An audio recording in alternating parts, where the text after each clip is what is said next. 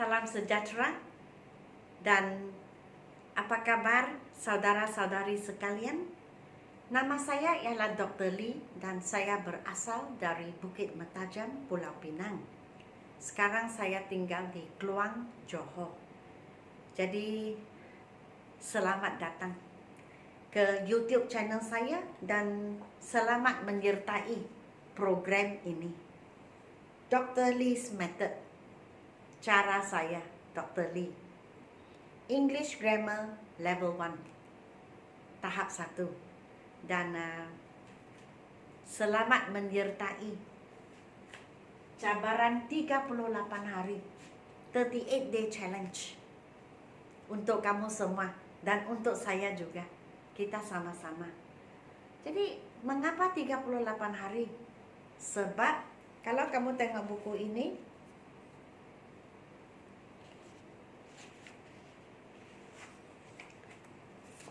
sebab kesemuanya 38 bab yang merangkumi semua grammar yang sepatut kamu tahu jikalau kamu berada di tahap 1. Jadi apabila kamu sudah habis 38 bab, maka kamu sudah mempunyai asas yang kukuh untuk maju ke depan, untuk membuat lebih lagi latihan-latihan bahasa Inggris, bahagian tata bahasa, grammar. Okey, dan hari ini merupakan hari ke-10. Kita bermula pada 1 hari bulan Julai. Jadi sudah 10 hari saya melancarkan kursus ini. Dan kita tinggal 28 hari lagi. Tamatlah, lengkaplah kursus ini. 38 hari, setiap hari kamu buat satu bab. Saya muat naik video, setiap bab satu video. Jadi kesemuanya saya akan memuat naik 38 video. Dan kamu akan membuat 38 bab. Jadi kita sama-sama habis kursus ini, tamat kursus ini. Okey? Baiklah. Jikalau kamu mempunyai buku ini, sila buka ke muka surat 27. Ya. Possessive pronouns. Yang di dalam kotak ini saya terangkan di sini sekarang. Dan lepas itu kita buatlah latihan bersama-sama. Baik. Possessive pronouns. Apakah possessive pronouns? Mine, saya punya. Yours, kamu punya. Ours, kita punya. Kami punya. Theirs, mereka punya. His, lelaki punya. Hers, perempuan punya. Its, binatang punya. Dia sama dengan ini. Ini sebelum ini kita buat my pen, your pen, our pens, their pens, his pen, her pen, its pen. Sekarang kita tambah lagi satu. Jadi sebenarnya ini sama erti. Sama. Tapi dalam tata bahasa dia ada susunan perkataan itu berubah. Okey? So contohnya my pen. My pen maksudnya mine. Saya punya pen maksudnya saya punya. Kalau saya tulis mine, saya boleh terus titik. Ayat sudah lengkap. Your pen, kamu punya pen. Maksudnya kamu punya titik. Our pens, kami punya pen. Berarti kami punya titik. Their pens, mereka punya pen. Maksudnya mereka punya titik. His pen, lelaki punya pen. Bermaksud his, dia punya. Her pen menjadi hers. Dan its tail menjadi its. Kamu tengok. Belakangnya ada S. Dan di sebelah sini, yang its ini tidak berubah. Dia di mana-mana juga ITS. His sama juga. Di mana-mana juga dia HIS. Kemudian ini lain. Mine. Bukan mice. Bukan. Baik. Sekarang kita ke exercise 1. Saya sudah tulis semualah supaya senang kita belajar. So this is your book. Inilah kamu punya buku. The book is yours. Yang book ini pindah ke depan. Yang your pindah ke belakang. Mesti tambah S. Mengapa? Sudah titik. Kalau kita tidak ada S, kita belakang mesti ada orang. Contoh, this is your brother. Atau binatang, this is your cat. Atau benda, this is your book. Atau tempat, this is your school. Okay? So, kalau dia tidak ada S, belakang mesti ada orang, binatang, benda, atau tempat. Tetapi kalau ada S, tidak boleh lagi. Terus titik. Sebab yang orang, binatang, benda, dan tempat itu sudah pindah ke depan. Jadi susunan ayat itu lain, susunan perkataan itu lain. This is his wallet. Inilah dompet, inilah dia punya dompet.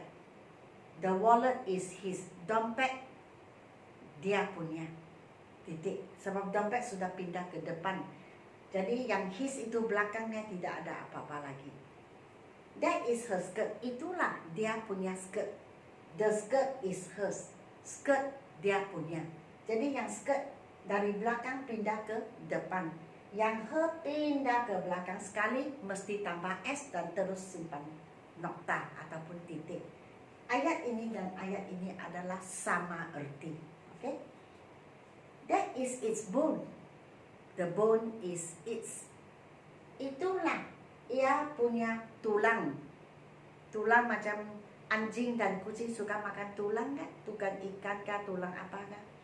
The bone is its. Tulang ialah ia punya. Jadi yang tulang itu pindah ke depan, yang is itu ke belakang. Seperti saya cakap tadi, its dan his, dia di mana-mana juga dia memang ada S. Yang lain tidak ada. These are our pens. Ini ialah kami punya pen. Pen ialah kami punya. Jadi yang pens, the pens are ours. Jadi pens pindah ke depan. Our ke belakang tambah S. Nokta, titik. These are their t-shirts. The t-shirts are theirs.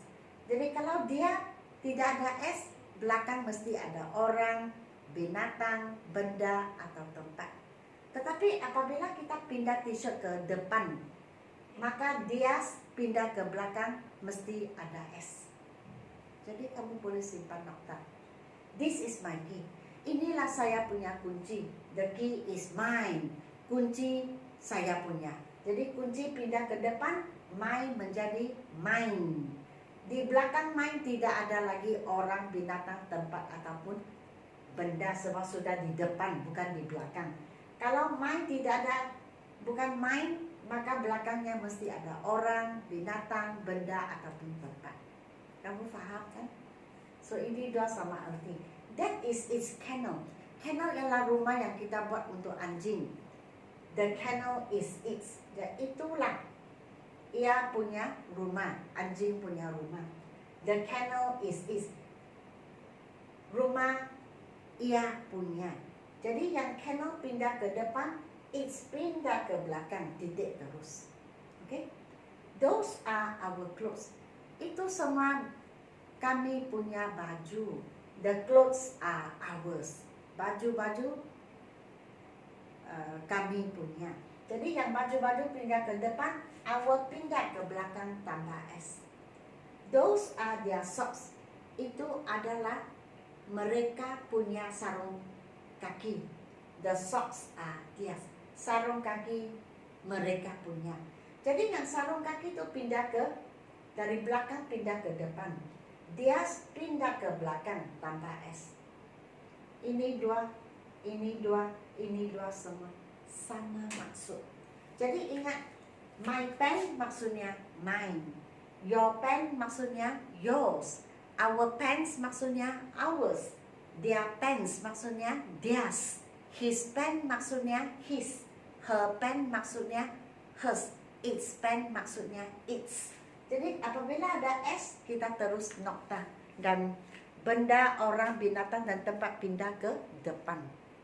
Jadi ini dipanggil apa? Possessive pronouns. Oke? Dan saya pun sudah habis bab ini. Sila beri saya like, share, dan subscribe. Dan ingat untuk tambah saya atau follow saya di Instagram, nama Susan Lee, dan hashtag Learn with Dr. Lee. Dan post lah komen-komen, pengalaman, progres, perasaan kamu di Instagram, di story saya. Dan sama-samalah kita belajar, oke, grammar ini supaya kita semua pandai, termasuk saya, oke. Dan di bawah video ada description box. Sila ke sana dan klik description box. Di dalam ada butir-butir yang lain, dan di dalam juga ada Google Form, borang Google. Jadi isilah borang itu sekiranya kamu ingin membeli buku ini. Sebab order yang pertama, penempahan yang pertama sudah habis dijual. Kami sudah tidak ada. Yang ini saja untuk saya sendiri. Yang lain semua sudah jual, sudah dihantar ke penempa-penempa. Dan kami masih setiap hari masih ada orang yang bertanya-tanya, adakah buku, bolehkah beli buku, berapa harga buku, dan sebagainya. Sebab itu kami cadangkan kamu isilah borang Google, dan kami akan membuat pencetakan kedua. Bukunya sama, hanya kali kedua lah, untuk sesiapa yang berminat membeli. Jadi silalah isi Google Form. Dan mungkin kamu fikir tahap 1 level 1 berapa senang, sejauh manakah senang buku ini atau susah buku ini. Sebab banyak orang apabila melihat level 1, maka dia akan fikir ini mungkin mudah. Jadi bagaimana kamu tahu tahap ini di dalam buku ini sesuai untuk kamu kah tidak? Senangkah susah?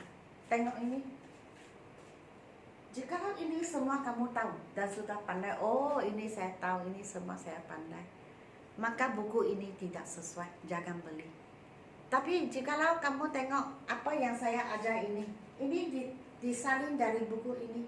Jikalau kamu tengok dan kamu rasa ada banyak yang saya boleh belajar, maka kamu boleh belilah buku ini sesuai untuk kamu. Oke? Jadi sila like, share, dan subscribe. Dan sehingga kita berjumpa di lesson 11. Jadi kita tinggal 27 hari lah masa itu. Sekarang masih 28 hari. Oke? Jadi sekian, terima kasih.